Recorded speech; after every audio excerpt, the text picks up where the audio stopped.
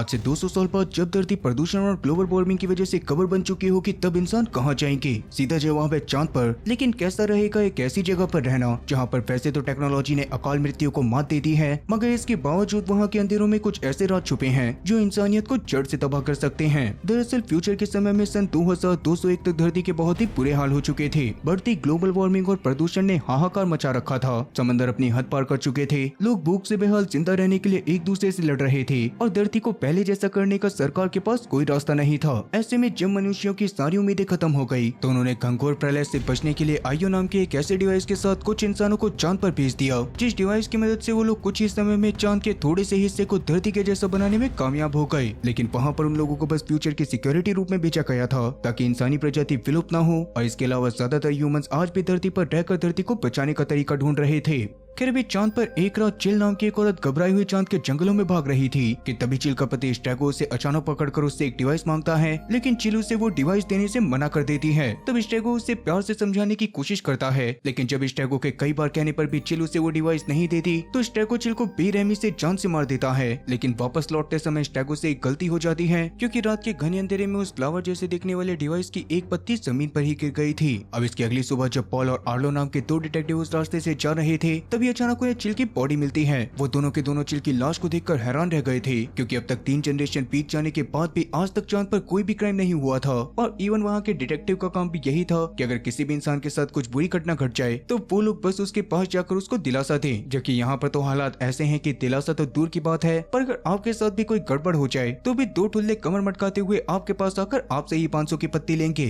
फिर अभी डिटेक्टिव के चिल की बॉडी को स्कैन करने पर पता चलता है कि चिल की मौत लगभग 7 घंटे पहले हुई थी और उसे स्ट्रैगो ने जान से मारा है। असल में चांद पे मौजूद हर एक इंसान की बॉडी के अंदर एक ट्रैकर लगा था और सैटेलाइट की मदद से 24 घंटे उस ट्रैकर पर नजर रखी जाती थी। इसी वजह से ये केस इतनी जल्दी सॉल्व हो जाता है। और तभी अचानक पॉल की नजर दूर खड़ी आसूस नाम की एक लड़की के ऊपर पड़ती है, जो आंखों में आंसू लिए उन्हीं लोगों को देख रही थी। तब आसूस से बात करने पर पॉल को पता चलता है कि आसूस असल में चिल की बहन थी और चिल की मौत की वजह से वो बहुत ज्यादा दुखी है। तब पॉल आसूस का दुख कम करने के लिए उसको कुछ टैबलेट खाने के लिए कहता है, जिन्हें खाने के बाद आसूस का दिमाग रिलैक्स हो जाता और वो चिल के बारे में सब कुछ भूल जाती। लेकिन आसूस उन टैबलेट्स को खाने से मना कर देती है और फिलहाल पॉल भी आर्लो के साथ स्टेगो को ढूंढने में लग जाता है। वहीं पृथ्वी पर इंदिरा, जो आईओ को डेवलप करने के ऊपर काम कर रही थी, वो दुनिया को आईओ की वर्किंग समझा रही होती है। उस डिवाइस की मदद से ही चांद को इंसानों के रहने लायक बनाया गया था और इंदिरा उसे डेवलप करके अलग अलग प्लेनेट के लिए बनाना चाहती थी ताकि बाकी प्लेनेट्स पर भी बसा जा सके। दरअसल आईओ को चांद पर ले जाकर उसे चालू करने पर उसमें से वेब जैसी काफी सारी वेव्स निकली थी और जहाँ जहाँ तक भी वो वेव्स गई थी वहाँ वहाँ का एरिया पृथ्वी जैसा हो गया था।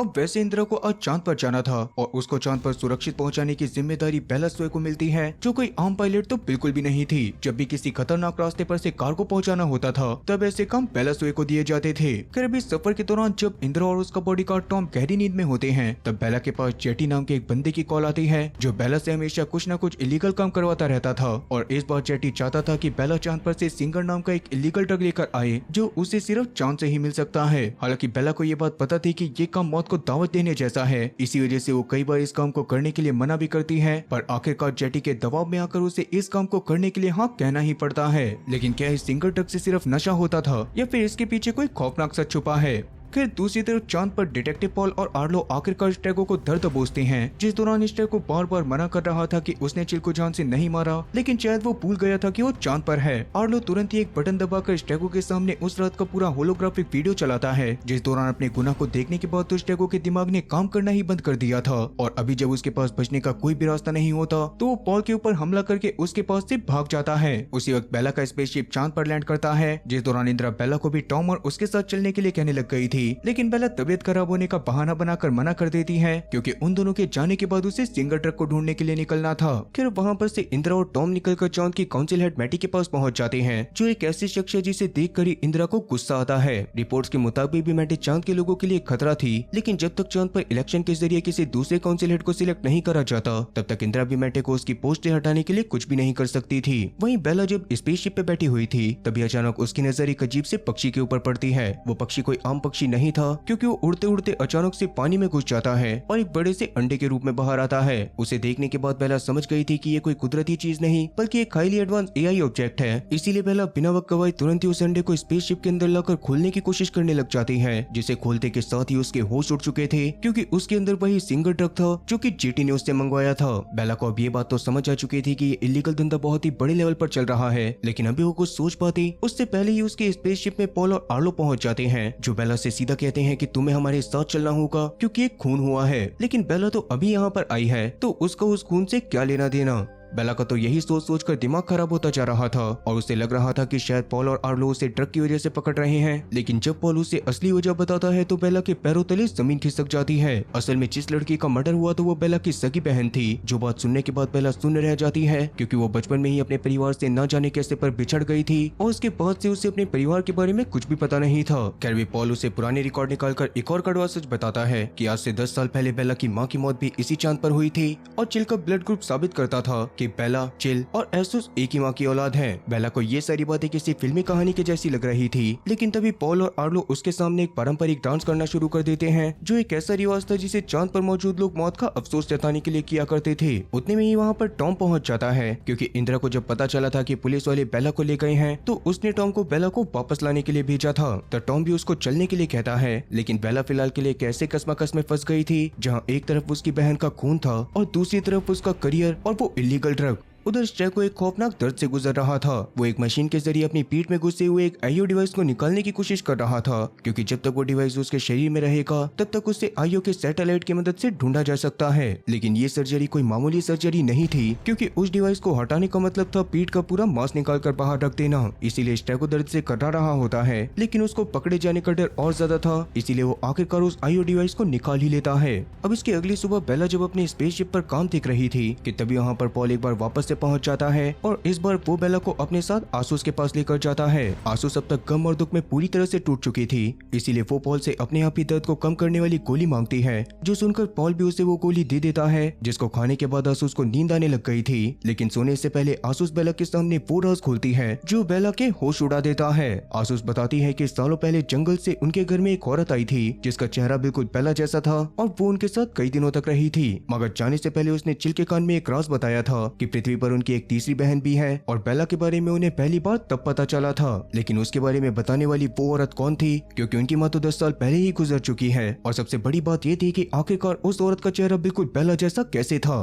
बेला के दिमाग में यही सारे सवाल लगातार चल रहे होते हैं, लेकिन वो आसूस से कोई और सवाल कर पाती उससे पहले ही वो गोली अपना असर दिखाना शुरू कर देती है और आसूस गहरी नींद में चली जाती है। इसके बाद बेला पॉल के साथ उस जगह पर चली गई थी जहाँ पर चिल का कत्ल हुआ था। वहाँ पर पहुँचते ही बेला ने बारीकी से छानबीन करना शुरू कर दिया था, जिस दौरान उसे मिट्टी में दबी हुई उस अजीब फूल वाली डिवाइस की एक पत्ती मिलती है, जिसे गौर से देखने पर बेला को उसके अंदर एक मिस्टीरियस मैप जैसा कुछ बना हुआ दिखाई देता है। लेकिन ये नक्शा कहाँ का था और कैश ड्रैगो ने चिल की जान इसी नक्शे की वजह से ली थी। बेला इसी बारे में सोचते सोचते चुपचाप उस पत्ती को अपनी जेब में रख लेती है और पॉल को उस पत्ती के बारे में कुछ भी नहीं बताती। तभी अचानक बेला की नजर दूर खड़ी एक डरावनी लड़की के ऊपर पड़ती है, जो बेला को देखते ही हवा की तरह वहाँ पर से भागने लग गई थी, जो देखकर बेला भी बिना सोचे समझे उसका पीछा करना शुरू कर देती है। जिस दौरान वो लड़की एक पुरानी दीवार के नीचे से होते हुए एक डेड ट्री के पास पहुँच जाती है। ये चांद का वो हिस्सा था जहाँ पर आईओ डिवाइस के वेब न होने की वजह से ऑक्सीजन ना के बराबर थी। इसी वजह से पॉल उसे उस तरफ जाने के लिए मना भी कर रहा होता है, लेकिन बेला को खतरे का एहसास नहीं होता और वो भी दीवार के दूसरी तरफ पहुंच जाती है। वहां पर पहुंचते ही ऑक्सीजन की कमी की वजह से बेला के दिमाग ने उसका साथ छोड़ना शुरू कर दिया था और वो एक सूखे पेड़ के नीचे बेहोश होकर गिर गई थी।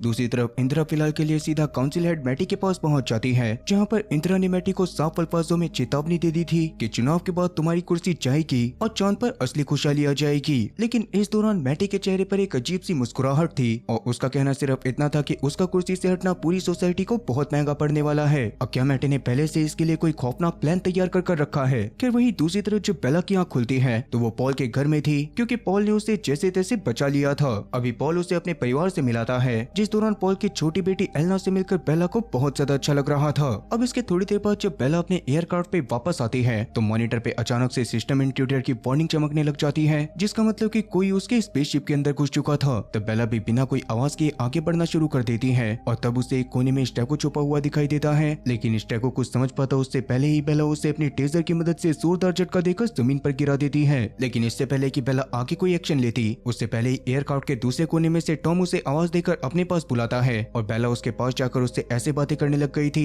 जैसे कि कुछ हुआ ही ना हो। दरअसल वो स्टैको से पूछताछ करके जानना चाहती थी कि आखिरकार उसने चिल को जान से क्यों मारा, लेकिन फिलहाल के लिए उसे टॉम के सामने बैठकर नॉर्मली बात करनी पड़ती है। उतने में ही स्टैको चलते हुए वहाँ पर आकर टॉम की तरफ देखते हुए कहता है कि तुम्हारा प्रोजेक्ट पूरा हो गया। ये बात सुनते ही टॉम का चेहरा बिल्कुल पत्थर जैसा हो गया था और अभी वो बिना एक पल भी सोचे अपनी गन को निकालकर सीधा स्टैको पर गोली चलाकर उसे खत्म कर देता है, जिसके बाद टॉम सीधा बेला को जान से मारने की कोशिश करने लग गया था। इससे दोनों के बीच में एक जानलेवा लड़ाई शुरू हो जाती है, लेकिन टॉम बहुत ही ज्यादा ताकतवर था और जल्दी ही वो बेला के ऊपर भारी पड़ने लग जाता है। तभी मौत को सामने देखकर बेला पास में रख के सिंकर ट्रक की तरफ बढ़ती है और अपनी पूरी ताकत लगाकर वो ट्रक टॉम की बॉडी के अंदर इंजेक्ट कर देती है। इससे टॉम का शरीर जल्दी ही सुन्न होने लग गया था और बेला भी उसे धक्का देकर सीधा स्पेसक्राफ्ट के बाहर आ गई थी, लेकिन बाहर आकर उसने थोड़ी सी ठंडक की सांस ली ही थी कि तभी अचानक उसके सामने पॉल पहुंच जाता है। बेला को इस कदर घबराहट और डर में कांपता हुआ देखकर पॉल बिना देर करे उसे एक बेहोशी का इंजेक्शन दे देता है, जिससे बेला बेहोश होकर उसके ऊपर ही गिर पड़ती है। आगे बेला की आंखें खुलने पर वो अपने आप को एक अनजान टेंट के अंदर पाती है, लेकिन उस दौरान उस टेंट के अंदर उसके अलावा कोई भी नहीं था, इसीलिए वो पैनिक कर तुरंत ही बाहर जाती है। लेकिन बाहर निकलते ही वो सीधा पानी में जाकर गिर गई थी, क्योंकि वो टेंट एक बहुत ही बड़ी झील के बीचों बीच बनाया गया था, जिससे तैर कर पार करना नामुमकिन था।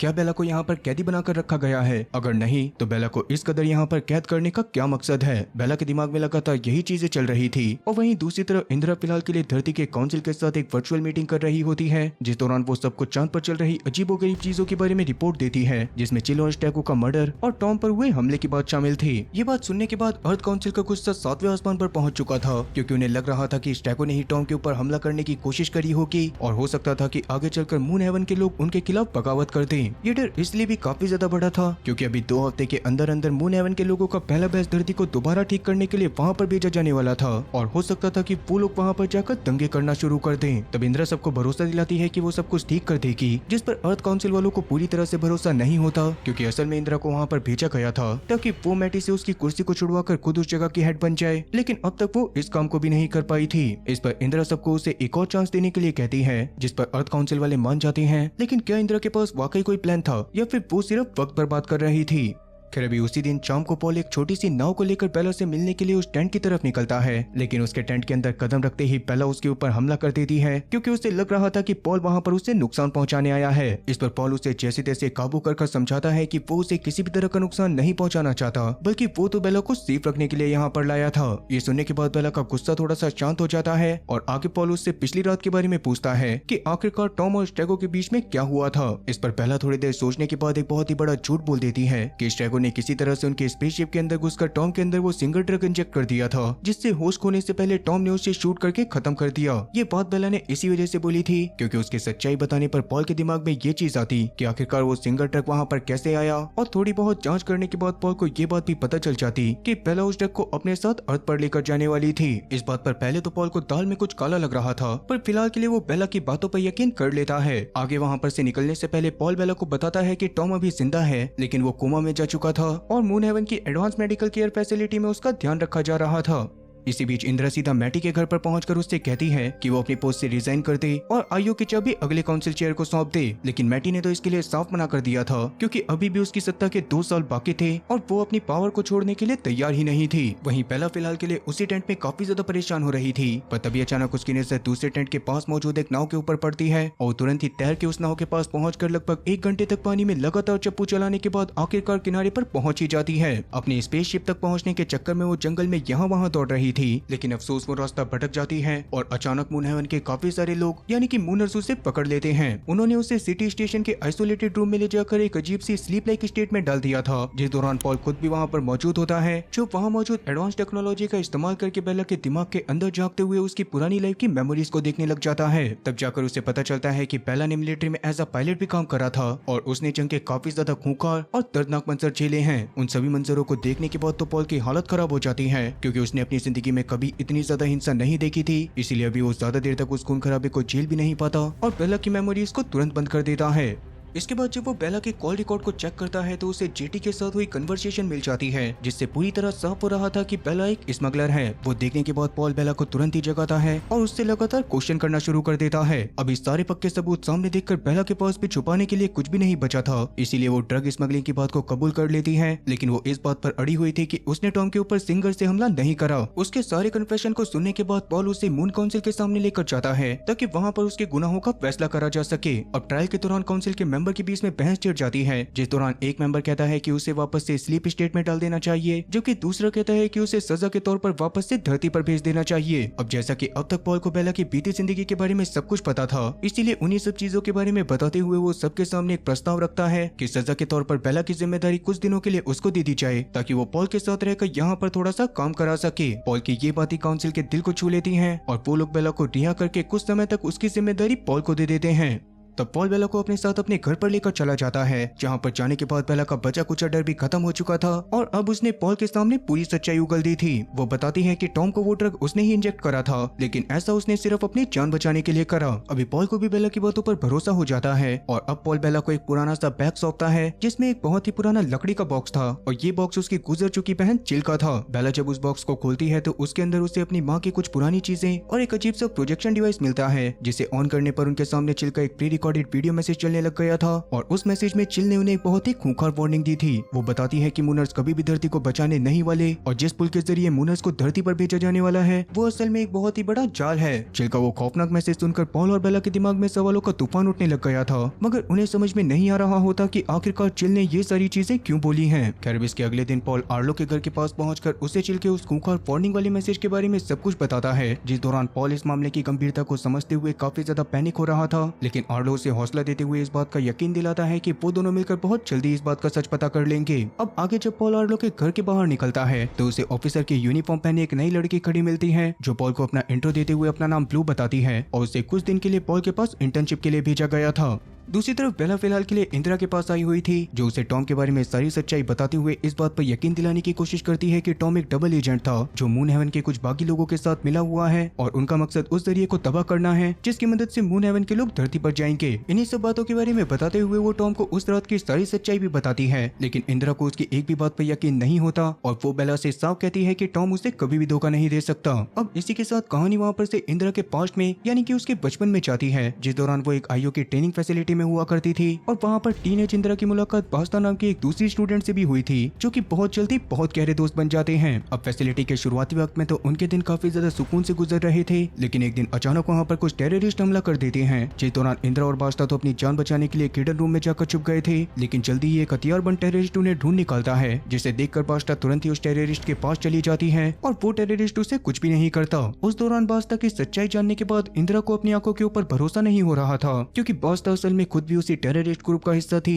और उस फैसिलिटी की लोकेशन के बारे में उसने ही उन टेररिस्ट को बताया था। अब कहानी वहाँ पर से प्रेजेंट में वापस आती है, जिस दौरान तक बेला अपने स्पेसशिप पर वापस लौट गई थी, जहाँ पर से सिंगल ड्रग वाले डंडे जैसे बॉक्स को लेकर वो सीधा पॉल के पास पहुंच जाती है। लेकिन उस बॉक्स को काफी ज्यादा बारीकी से चेक करने के बाद भी उन्हें कुछ भी समझ में नहीं आ रहा था, क्योंकि ना तो पॉल ने आज से पहले ऐसे बॉक्स को देखा था और ना ही उस बॉक्स पर कोई निशान या फिर सिंबल था जो किसी सुराग की तरफ इशारा करे। तभी बेला उसे बताती है कि इस बॉक्स को एक चिड़िया ने डिलीवर करा था। इस बात को सुनने के बाद पॉल की आंखें हैरत से फटी की फटी रह जाती हैं और उसे समझ में आ जाता है कि इसका सोर्स क्या हो सकता है। वो बिना देरी करे बेला को एक ऐसी क्राफ्ट शॉप पर लेकर जाता है जहाँ पर मूनर्स डिलीवरी करने वाले रोबोटिक बर्ड्स बनाते थे। शॉप के अंदर घुसते ही बेला की नजर एक पेलिकन शेप जैसी चिड़िया के ऊपर पड़ती है, जो बिल्कुल उसी चिड़िया का डिजाइन था जिसने उस सिंगल ट्रक को ड्रॉप करा था। उस डिजाइन को देखने के बाद बेला वहाँ के क्राफ्टमैन को बहुत ही शकी नजरों से देखने लग गई थी, जिस दौरान वो आदमी बेला और पॉल को देखते ही तुरंत ही शॉप से भाग खड़ा होता है और पास के जंगल में जाकर छुप जाता है। तब बेला भी मिल्खा सिंह से तेज भागते हुए उसका पीछा करना शुरू कर देती है और फिर थोड़ी देर की भागा दौड़ी करने के बाद आखिरकार वो उस फरार क्राफ्टमैन को पकड़ ही लेते हैं, जिसका नाम कायरिल था। और कायरिल को पकड़कर वो सीधा इंटेरोगेशन रूम में जाकर उससे पूछताछ करने की कोशिश करने लग गए थे, लेकिन कायरिल उन्हें कुछ भी नहीं बताता और वो साफ कह रहा था कि वो किसी भी तरह के लफड़े में नहीं पड़ना चाहता। तब उससे सच उगलवाने के लिए बेला उससे झूठ भी बोलती है कि टॉम होश में आ गया है और बहुत ही जल्द वो बाकी लोगों के सारे राज खोल देगा, लेकिन कायरिल इसके बावजूद भी खामोश रहता है। और जब पॉल और बेला को लगता है कि वो अपनी जगह से टस से मस्त नहीं होने वाला, तो फिलहाल वो उसे वहाँ पर से जाने देते हैं। लेकिन अभी जैसे ही वो वहाँ पर से निकलता है, पॉल तुरंत ही ब्लू से कहता है कि वो कायरल के ऊपर कड़ी नजर रखे ताकि आगे उनके कोई भी हरकत करने पर उन्हें पहले ही पता चल सके। उसी दिन बाद में पॉल और बेला के बीच में मूनर्स की नियत को लेकर एक छोटी सी बहस भी छिड़ जाती है, क्योंकि बेला को पूरा यकीन था कि कुछ मूनर टॉम की मदद से उस ब्रिज को तबाह करने की कोशिश कर रहे थे, क्योंकि वो मून हेवन के जैसी जन्नत जैसी जगह को धरती के लोगों से दूर रखना चाहते हैं। लेकिन पॉल तो अपने लोगों के ऊपर अंधा भरोसा करता था, इसीलिए वो बेला के सामने कसम खाने तक के लिए तैयार हो जाता है कि मूनर्स ऐसे घिनौने काम कभी भी नहीं कर सकते।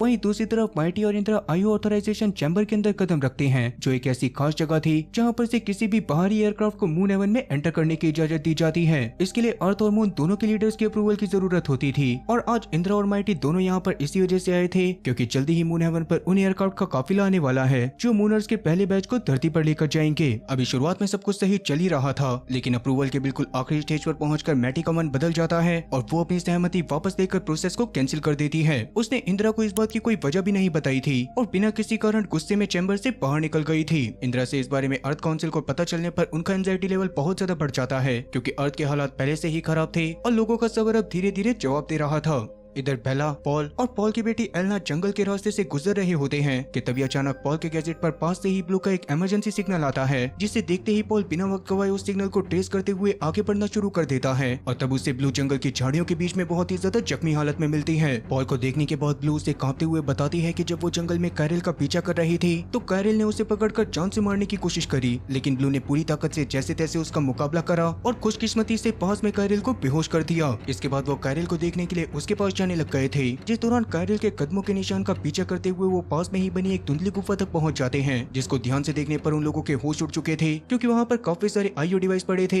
जिसका मतलब कि काफी सारे मूनर्स ने अपने शरीर में से उन इम्प्लांट्स को निकालकर फेंक दिया था, जो असल में पत्थर जैसे ट्रैकर थे, जिससे आईओ हर एक इंसान की हर एक हरकत के ऊपर नजर रखता था। ये देखने के बाद बेला और पॉल अपना दिमाग दौड़ाने की कोशिश करते हैं कि आखिरकार उन लोगों ने ऐसा क्यों करा, और काफी देर तक सोचने के बाद वो लोग इस नतीजे पर पहुंचते हैं कि जरूर कायरल ने उन बागियों को टॉम के रिकवर होने के बारे में खबर दी होगी और वो लोग अपने सीक्रेट्स को छुपाने के लिए टॉम के ऊपर हमला करने की कोशिश जरूर करेंगे। इसीलिए अब बिना एक पल भी गवाए बेला और पॉल तुरंत ही पुलिस ऑफिसर की एक पूरी स्क्वाड को लेकर सीधा इंदिरा के घर की तरफ दौड़ते हैं ताकि वहां पर कोमा में पड़े हुए टॉम को सुरक्षा दी जा सके। उस दौरान अगली सुबह तक तो सब कुछ सही था, लेकिन अगली ही सुबह एक नकाबपोश मूनर वहां पहरा दे रहे एक ऑफिसर पर अचानक हमला कर देता है, जिस दौरान टॉम भी कोमा से जाकर अपने शरीर के अंदर से ट्रीटमेंट पाइप को हटाने की कोशिश करने लग गया था। लेकिन ठीक उसी वक्त काफी सारे नकाबपोश बागी कमरे के अंदर घुस जाते हैं और अंदर मौजूद हर एक इंसान के ऊपर हमला करना शुरू कर देते हैं। तो बेला उनसे पूरी जान लगाकर बैठ जाती है ताकि वो लोग टॉम या फिर इंदिरा को कोई भी नुकसान न जा सके। लेकिन इस हाथापाई के दौरान एक कुर्सी हवा में उड़ती हुई पास की फायर प्लेस में जाकर गिर जाती है, जिससे उस घर पे पीछे कारपेट में आग लग गई थी। उस दौरान इंदिरा अपनी जान बचाने के लिए जैसे तैसे मौका देखकर बिल्डिंग से बाहर भाग निकलने में कामयाब हो जाती है,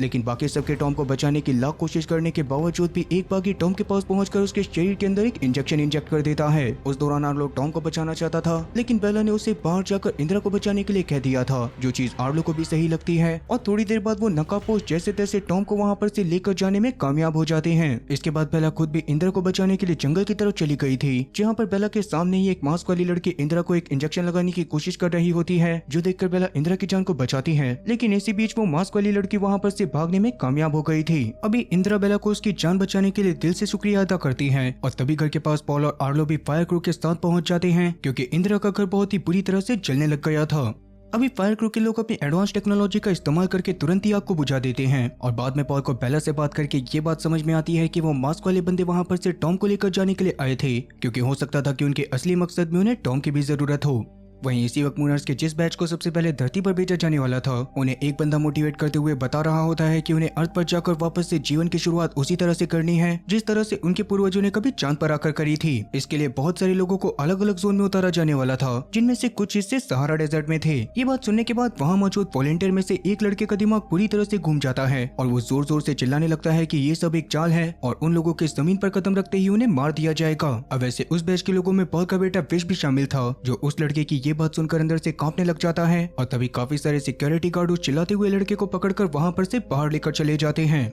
इधर बेला फिलहाल के लिए इंदिरा के कमरे में उससे बात करने के लिए आई थी, जिस दौरान तक इंदिरा को भी टॉम के धोखे के बारे में पूरी तरह से समझ में आ चुका था। इसीलिए वो बेला से माफी मांगते हुए उसे ये बात भी बता देती है कि मैटी ने उनके शिप्स को मून हेवन पर लैंड करने की इजाजत देने से साफ मना कर दिया है। इसी दौरान इंदिरा बेला को एक और ऐसी बात बताती है जिसे सुनने के बाद तो बेला के होश पूरी तरह से उड़ चुके थे। असल में अर्थ काउंसिल वाले मैटी को उसके पोस्ट से इसी वजह से हटाना चाहते थे, क्योंकि उनके बनाए गए आईओ डिवाइस ने ये प्रेडिक्शन करी थी कि आगे चलकर मैटी मून हेवन के विनाश का कारण बनेगी। उसी प्रेडिक्शन के ऊपर उन्हें बहुत ज्यादा भरोसा था, क्योंकि उनके हिसाब से आईओ डिवाइस कभी भी गलत नहीं हो सकता। जिस बात को साबित करने के लिए इंदिरा बेला के हाथ में टॉम की गन थमाती है और जबरदस्ती उसके हाथ से अपनी तरफ गोली चलवा लेती है, लेकिन वो गोली इंदिरा को लगने से पहले हवा में ही रुककर जमीन पर गिर गई थी, क्योंकि आईओ डिवाइस के हिसाब से इंदिरा के मरने का वक्त ये नहीं था। ये चमत्कार देखने के बाद बेला का यकीन भी अब आईओ डिवाइस के ऊपर बहुत गहरा हो जाता है और वो इंदिरा की मदद करने के लिए तैयार हो जाती है ताकि मूनर्स के बैच को किसी भी हालत में अर्थ पर भेजा जा सके। वहीं दूसरी तरफ पॉल अपने घर पर अपनी फैमिली के साथ सुकून से ब्रेकफास्ट कर रहा था, जिसे खाते खाते वो अपने बेटे विश को समझाता है कि जब वो धरती पर जाए तो वो वहाँ पर मदर अर्थ से नई चीजें सीखे।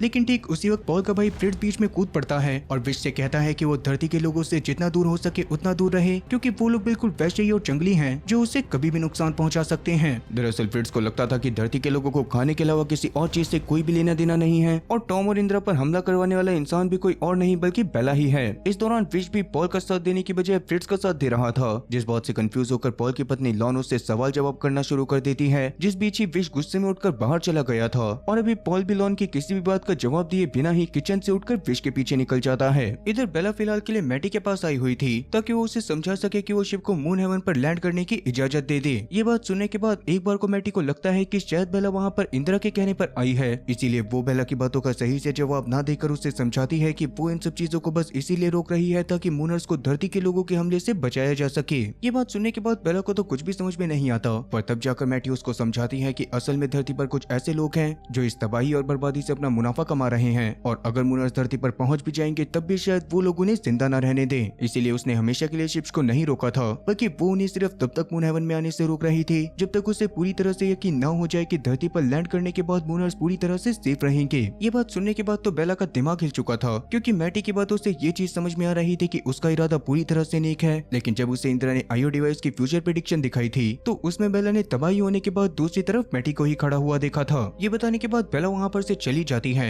और तब मैटी से मिलने के लिए उसकी बहन सेंडा कमरे में आती है, जो मैटी को सुझाव दे रही थी कि शायद उन्हें उन शिप्स को मून हेवन पर लैंड करने की परमिशन दे देनी चाहिए, वरना इससे एक बहुत ही बड़ी जंग शुरू हो सकती है। इस पर मैटी सेंडा से टेंशन न लेने के लिए कहती है और साथ ही वो उसे एक ऐसी बात भी बताती है जिसे सुनने के बाद सेंडा के होश पूरी तरह से उड़ जाते हैं। दरअसल मैटी सेंडा को बताती है कि उन्हें बचाने के लिए कोई आने वाला है और उनके पास एक ऐसी ताकत है जिसके बारे में किसी ने सपने में भी नहीं सोचा होगा। अब सेंडा को मैटी की बातों के ऊपर पूरा भरोसा था, इसीलिए वो मैटी से कुछ भी बोले बिना वहाँ पर से निकल जाती है। वहीं दूसरी तरफ बेला पॉल के घर में बैठी हुई उस पंखड़ी जैसे ऑब्जेक्ट को देख रही थी जो उसे चिल की लाश वाली जगह पर मिला था। ठीक उसी समय पॉल की पत्नी लॉन भी वहां पर पहुंचती है और सुबह हुए अचानक हमले के बारे में पूछताछ करने लग जाती है। इस दौरान बेला ने उसे साफ शब्दों में बता दिया था कि काफी सारे मूनर्स नहीं चाहते कि वो लोग धरती पर जाएं और इन सब चीजों में टॉम नाम का एक आदमी भी उनका साथ दे रहा है। ये बात बताने के बाद बेला लॉन से पॉल के बारे में पूछती है, जिस पर लॉन उसे बताती है कि पॉल जंगल में अपनी माँ को पालमी देने के लिए गया है, क्योंकि उसकी माँ अपनी आखिरी सांसें गिन रही थी और पालमी देने का मतलब अपने माँ बाप को आखिरी विदाई देना था, जो मून हेवन की एक परंपरा है।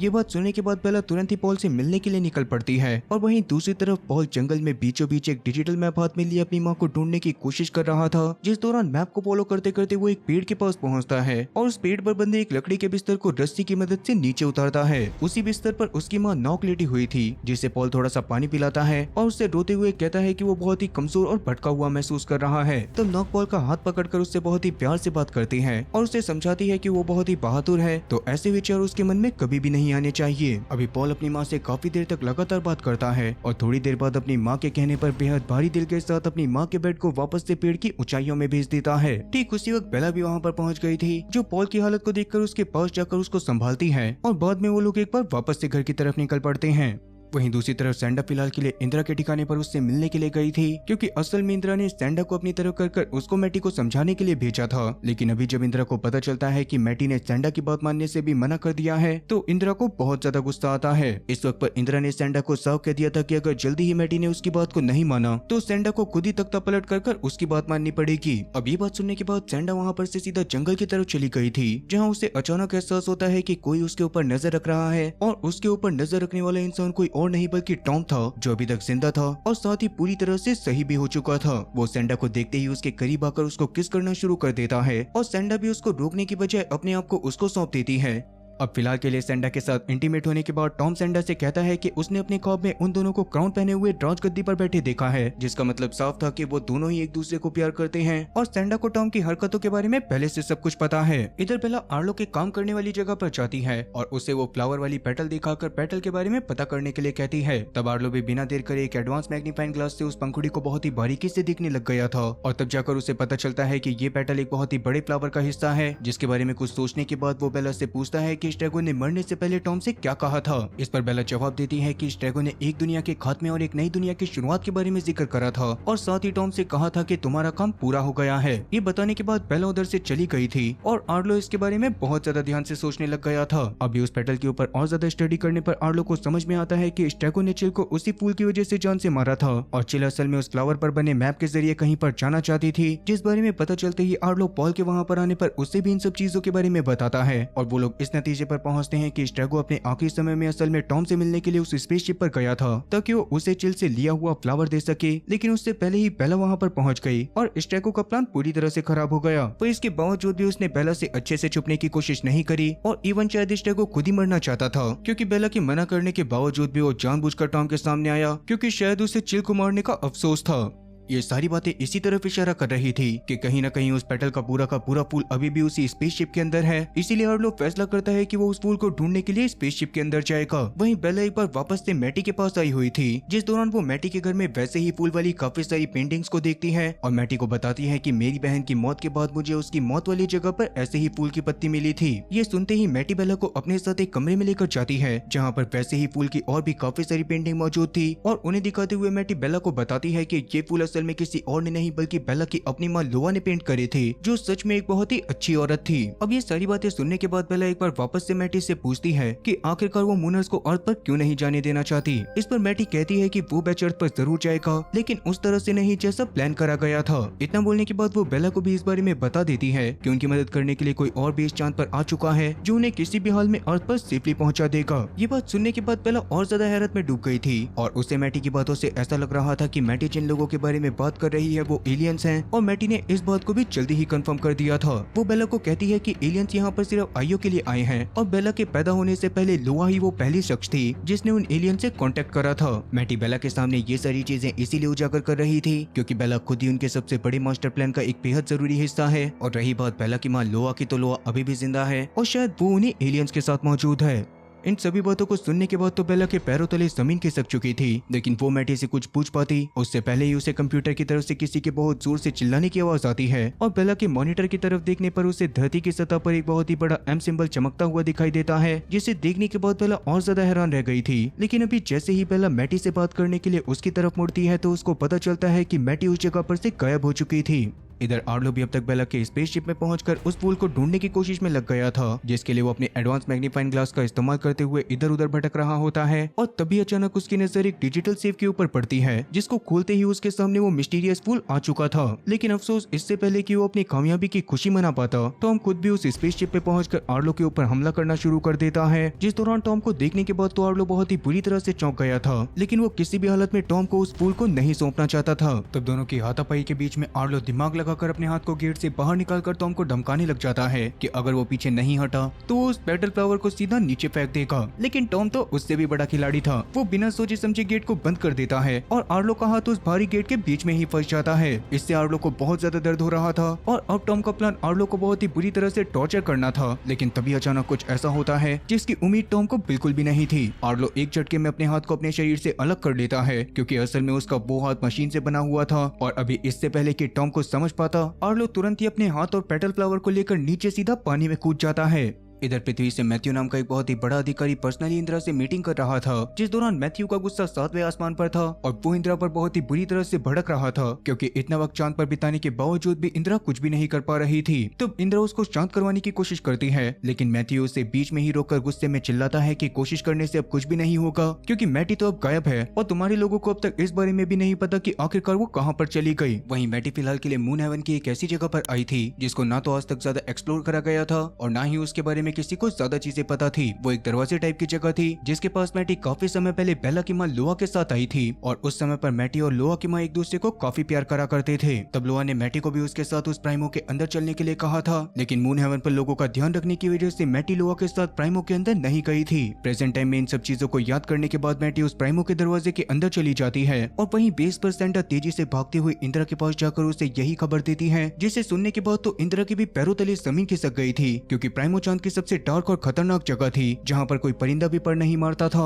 और इंदिरा को ये बात समझ में नहीं आ रही थी कि आखिरकार मैटी उस जगह पर क्यों गई है। इंदिरा के दिमाग में सवालों का ये सैलाब चल ही रहा था कि तभी बेला उसके पास आकर उसको एलियंस के बारे में बताती है, जिसके बारे में जानने के बाद इंदिरा को लगने लग गया था कि शायद प्राइमो में एलियंस रहते हों, इसलिए मैटी को ढूंढने की जिम्मेदारी वो सीधा बेला को दे देती है। और बेला तो खुद भी यही चाहती थी, क्योंकि मैटी ने बेला से कहा भी था कि वो एलियंस के मास्टर प्लान का एक बहुत ही जरूरी हिस्सा है और उस प्लान के बारे में अच्छे से जानने का तरीका भी यही था कि बेला खुद ही उस प्राइमो के अंदर चली जाए। पर क्या बेला उस मौत की जगह पर अकेली टिक पाएगी, ये सवाल बार बार बेला के दिमाग में आ रहा था। इसीलिए अपने इसी मिशन के बारे में बताने के लिए बेला सीधा पॉल के पास पहुंच जाती है और दोनों मिलकर प्राइमो के नक्शे को देखने लग जाते हैं, जिस दौरान उन्हें मैप के ऊपर एक क्रेटर दिखाई देता है और वो लोग अंदाजा लगाते हैं कि शायद मैटी उसी क्रेटर के पास गई होगी। उतने में ही आर्लो भी वहाँ पर हाँफता हुआ पहुंच जाता है, जिस दौरान उसके टूटे हुए हाथ को देखकर बेला और पॉल बहुत ज्यादा दंग रह गए थे। लेकिन आर्लो उन दोनों को टेंशन न लेने के लिए कहता है और थोड़ी ही देर में वो लोग आर्लो की गाइडेंस की मदद से उसके हाथ को उसके शरीर के साथ वापस से जोड़ देते हैं। हाथ के जोड़ने के बाद आर्लो उन्हें सारी की सारी बात बताता है कि कैसे जब वो पेटल फ्लावर को लेने के लिए गया था तो टॉम ने उसके ऊपर हमला कर दिया था, मगर उसके बावजूद वो जैसे तैसे अपनी जान बचाने में कामयाब हो गया। इसके बाद वो लोग फैसला करते हैं कि बेला और पॉल मिलकर सीधा प्राइमो की तरफ निकलेंगे ताकि वो लोग मैटी का पता लगा सके, और जब तक वो लोग वहाँ पर होंगे तब तक आर्लो उस पेटल फ्लावर को अपने साथ इंदिरा के पास लेकर जाएगा और उसके साथ में मिलकर पेटल फ्लावर के बारे में पूरी सच्चाई पता करने की कोशिश करेगा। दूसरी तरफ सैंडा एक बार वापस से टॉम से मिलने के लिए पहुंचती है, जिस दौरान टॉम उदास बैठा हुआ था। तब उससे बात करने पर सैंडा को पता चलता है कि उसने उस पेटल फ्लावर को पाने की अपनी तरफ से पूरी कोशिश करी थी, लेकिन आर्लो उसको लेकर भागने में कामयाब हो गया और अब टॉम को रिग्रेट हो रहा था कि शायद उसे आर्लो को तुरंत ही जान से मार देना चाहिए था। इस पर सैंडा उसे हिम्मत देते हुए समझाती है कि तुम दुखी मत हो, क्योंकि हमने जो सपने देखे हैं वो एक दिन जरूर पूरे होंगे। इधर आर्लो अब तक इंदिरा के पास पहुंचकर उसको भी वो पेटल फ्लावर दिखाता है, जिसे देखने के बाद इंदिरा को पूरा यकीन हो गया था कि ये फ्लावर कोई आम चीज नहीं बल्कि किसी बहुत ही रहस्यमय जगह की चाबी है और अगर ये गलत हाथों में गई तो यही मूनर्स के लिए सबसे बड़ी बर्बादी का कारण बनेगी। तब इंदिरा से बातें करते करते आर्लो को ये बात पता चलती है कि वो पेटल फ्लावर किसी कंपास की तरह था जो किसी न किसी डायरेक्शन की तरफ इशारा कर रहा है। ये बात पता चलते ही इंदिरा एक पल भी नहीं गवाती और उस पेटल फ्लावर को अपने हाथ में लेकर सीधा उस अनजान जगह की तरफ निकल पड़ती है। दूसरी तरफ बेला और पॉल तेजी से प्राइमो की खौफनाक सरहद की तरफ बढ़ रहे थे कि तभी अचानक उनकी मुलाकात रास्ते में एक कबीले के ग्रुप से होती है, जिन्हें देखने के बाद पॉल उनसे मैटी के बारे में पूछने लग गया था। तब उस ग्रुप की लीडर पॉल को बताती है कि उन लोगों ने मैटी को तो नहीं देखा, लेकिन काफी समय से एक भूत जैसी दिखाई देने वाली लड़की उनके ग्रुप के ऊपर नजर रख रही थी और उसके हिसाब से पॉल और बेला को उससे बचकर रहना चाहिए था। इस बारे में सुनने के बाद बेला काफी ज्यादा हैरान रह जाती है, क्योंकि उसने वैसी ही लड़की को काफी बार अपने ऊपर नजर रखते हुए देखा था, लेकिन पॉल को इन सब बातों के ऊपर भरोसा नहीं होता और वो बेला के साथ एक बार वापस से प्राइमो के दरवाजे की तरफ जाने लग जाता है। इधर इंदिरा, आर्लो और इंदिरा के काफी सारे लोग उस पेटल फ्लावर को लेकर तेजी से आगे बढ़ रहे थे कि तभी अचानक उस फूल की पंखुड़ियां बहुत ही तेजी से चमकना शुरू कर देती हैं, जिसको देखने के बाद आर्लो समझ गया था कि वो लोग अपनी मंजिल के बेहद करीब हैं। अब धीरे धीरे वो लोग उसी डेड ट्री के पास पहुंच जाते हैं जहां पर एक समय पर बेला आकर बेहोश हो गई थी, पर अभी ना जाने कैसे पर वो सारे लोग उस डेड ट्री के पास भी आराम से सांस ले पा रहे थे। अभी जैसे ही इंदिरा और आर्लो उस पेटल फ्लावर को सूखे पेड़ के पास लेकर जाते हैं, तभी वो पूरा पेड़ अचानक से एक अजीब सी रोशनी से चमकने लगता है और इसके अगले ही पल उसकी सूखी टहनियों पर हजारों चमकने वाली पत्तियां आ गई थी, जो देखने के बाद इंदिरा,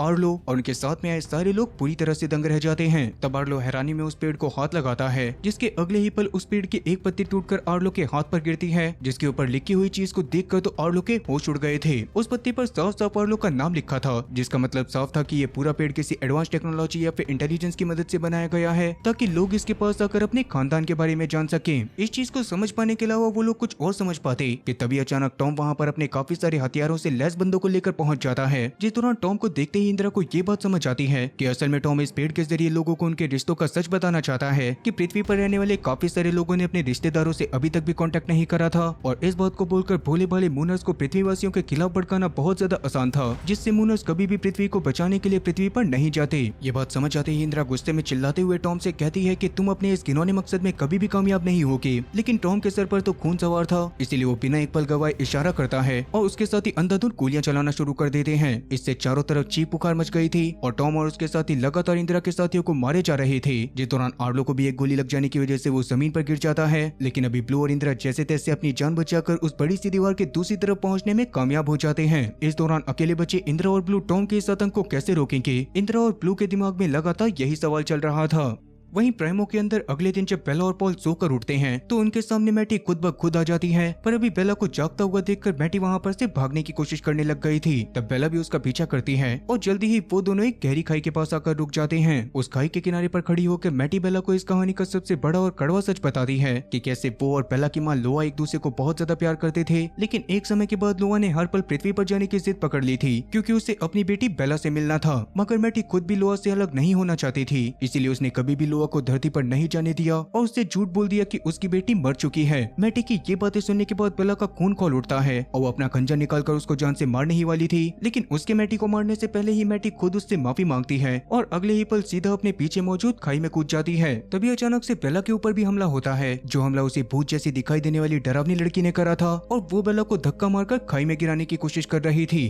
तो बेला जैसे तैसे चट्टान के एक कोने को पकड़कर लटक जाती है और उतने में ही पॉल भी उसे बचाने के लिए पहुंच जाता है। उस दौरान पॉल ने भी उस डरावनी लड़की को देख लिया था, जिस दौरान वो लड़की हवा में भी उड़ने लग गई थी, जो देखकर पॉल और ज्यादा दंग रह जाता है और अगले ही पल वो अजीब लड़की भी खाई में कूदकर खुद भी अपनी जान दे देती है। अब फिलहाल के लिए पॉल बेला की जान बचाने के बाद उसके साथ वापस से मून हेवन की तरफ जाने लग गया था, जहाँ रास्ते में उन्हें ब्लू मिलती है और ब्लू हाँफते हुए उन्हें रुला देने वाली खबर देती है कि कैसे टॉम और उसके साथियों ने उनके काफी सारे साथियों को जान से मार दिया। अब ये बात सुनने के बाद पॉल और बेला सीधा उस डेड के पास जाने लग गए थे, जहाँ पर रास्ते में उन्हें आर्लो का एक हाथ भी पड़ा हुआ दिखाई देता है, जिसे देखने के बाद पॉल तो बहुत ज्यादा दुखी हो गया था। तभी अचानक वो हाथ उन्हें दीवार के दूसरी तरफ इशारा करता है, जो देखकर दीवार के दूसरी तरफ जाने पर पॉल और बेला को आर्लो का शरीर मिल जाता है, जो भगवान की दया से अभी भी जिंदा था। आर्लो को जिंदा देखने के बाद पॉल की खुशी का ठिकाना नहीं रहता और वो तुरंत ही आर्लो को मेडिकल सेंटर में भर्ती करवा देता है। अब इसके बाद बेला सीधा इंदिरा से मिलने के लिए जाती है, जहाँ इंदिरा हालातों को देखते हुए उसे समझाती है कि बेला अब यहाँ रुकना मौत को बुलावा देना है और तुम्हें भी जल्दी से पहली वेव के साथ पृथ्वी पर लौट जाना चाहिए। दरअसल टॉम के चक्कर में सैंडा मैटी की जगह पर खुद स्पेसशिप को मून हेवन में लैंड करने की परमिशन देने वाली थी, क्योंकि शुरुआत से ही मैटी ने अपने नॉमिनी के तौर पर सैंडा को चूज करा हुआ था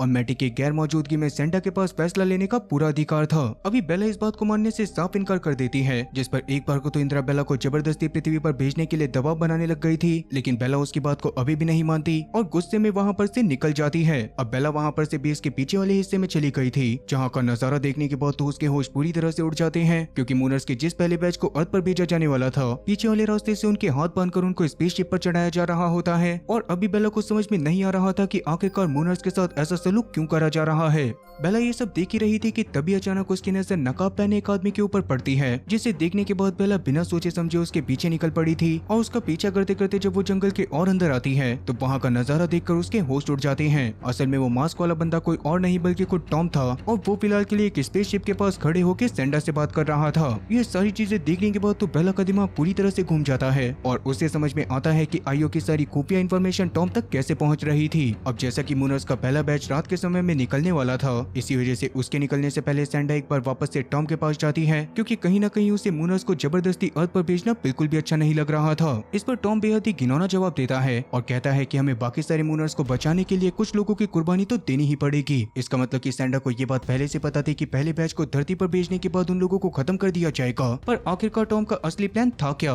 दरअसल वो मूनर्स के पहले बैच को इसीलिए मरवाना चाहता था ताकि बाकी सारे मूनर्स को इस बात पर भरोसा हो जाए कि पृथ्वी पर जाने से उनकी मौत हो जाएगी और बाद में वो पृथ्वी और चांद का कनेक्शन हमेशा के लिए खत्म कर देंगे। खैर इसकी अगली सुबह बेला सीधा सैंडा के सामने जाकर खड़ी हो जाती है और उससे गुस्से में पूछती है कि आखिरकार तुम ये गंदा खेल क्यों खेल रही हो। इससे सैंडा को ये बात समझ में आ गई थी कि उसकी चोरी पकड़ी गई है, इसीलिए उसे मजबूरन बेला के सामने अपना पूरा प्लान उगलना पड़ता है, जिसके बारे में जानने के बाद बेला तुरंत ही आर्लो और पॉल के पास जाकर उन्हें सारी बातें बताती है। इस दौरान पॉल तो काफी ज्यादा परेशान हो गया था, क्योंकि उसका सबसे बड़ा बेटा फिश भी यहाँ पर से निकल चुका है और अब आर्लो का प्लान ये था कि उन्हें किसी भी हालत में मूनर की स्पेसशिप से कॉन्टेक्ट करके उन्हें अलर्ट करना होगा ताकि वो पृथ्वी पर पहुंचने से पहले अपनी लैंडिंग लोकेशन को को चेंज कर दें। लेकिन ये बात कहने में जितनी आसान लग रही थी, करने में उतनी ही ज्यादा मुश्किल थी, क्योंकि टॉम ने अब तक उस स्पेसशिप के सारे कम्युनिकेशन सिस्टम को यहाँ पर से बंद कर दिया था और अब मून हेवन पर से कोई भी इंसान उनसे कॉन्टेक्ट एस्टेब्लिश नहीं कर सकता। तभी बेला के दिमाग में अपने दोस्त जेटी का ख्याल आता है और वो तुरंत ही जेटी को सारी चीजें बताते हुए उससे उस स्पेसशिप से कॉन्टेक्ट करने के लिए कहती है, जिस पर जेटी मानकर बेला से वादा करता है कि तुम फिक्र मत करो, क्योंकि मैं किसी भी तरह से उनसे कॉन्टेक्ट करके उनको लैंडिंग लोकेशन चेंज करने के लिए मना लूंगा। अब इसके बाद आर्लो, पॉल और बेला तुरंत ही बेला के स्पेसशिप की तरफ जाने लग गए थे, क्योंकि टॉम वहीं पर मौजूद हो सकता था। लेकिन रास्ते में पॉल की बेटी एलना उनके सामने आ जाती है और जिद पकड़ लेती है कि वो भी उन लोगों के साथ जाएगी। शुरू में तो बेला उसे वहाँ पर जाने से मना कर रही थी, क्योंकि वहाँ पर जान का खतरा भी हो सकता था, लेकिन एलना तो अपनी जिद पर अड़ी रहती है। तब आखिर में हार मानकर पॉल को भी उसे अपने साथ लेकर जाना पड़ता है और स्पेसशिप के अंदर जाने के बाद बेला को ये बात समझ में नहीं आ रही होती कि आखिरकार वो लोग इस बात का पता कैसे लगाएंगे कि उस स्पेसशिप ने अपनी लोकेशन को बदल लिया है। तब काफी देर सोचने के बाद पॉल एलना को एक कम्युनिकेशन डिवाइस देकर वेंटिलेशन चैम्बर में छुपा देता है और उससे कहता है कि जैसे ही तुम्हारे भाई को जेटी का मैसेज मिलेगा, वैसे ही वो हमें इस कम्युनिकेशन डिवाइस की मदद से कांटेक्ट करके अपनी लैंडिंग लोकेशन चेंज करने के बारे में बता देगा।